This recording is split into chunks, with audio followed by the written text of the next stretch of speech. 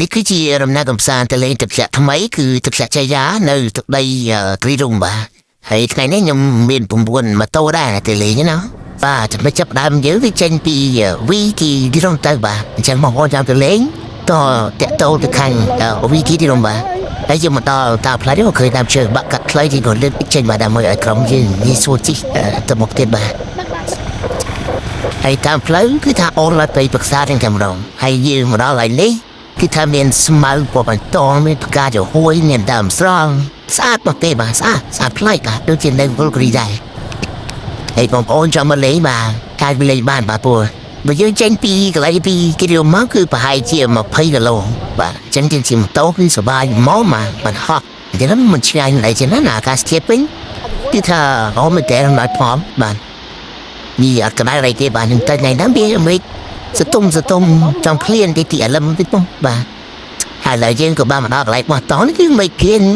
អាលឹមតែម្ដងអញ្ចឹងយើងចាប់ដើមកន្លងតង់សិនហើយនេះទស្សនភាពកន្លែងនេះបោះតង់បាទហើយអ្នកខ្លះក៏គាត់រៀបចំអង្គុយផឹកតែលេងតង់ទៅហើយខ្ញុំក៏ចាប់ដើមបោះតង់ហើយក៏ចាប់ដើម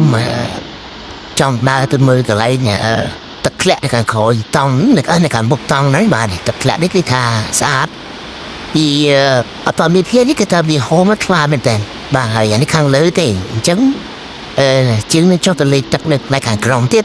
ហើយតែស្អាតទៀតបាទនេះគឺតែភាពរួមពីលើខ្ញុំថតបានខ្លះហើយរ៉នេះគឺកន្លែងយើងលេងទឹកខាងក្រោមនេះបាទគឺស្អាតមែនតើអញ្ចឹង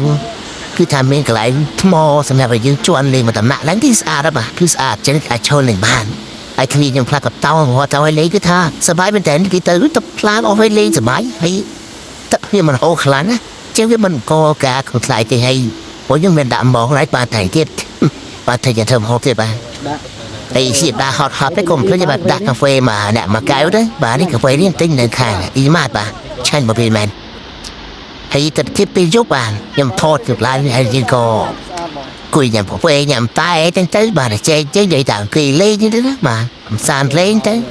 ហើយជប់ហើយបាទគេថាបានលេងជប់ទៅភ្លើងវិញភ្លៀងមកហូតទៅរងបានរិចពេញដល់តមែនបានមិនអស់អូខេបាទអញ្ចឹងបន្លំឡើងមកយើងរៀបចំ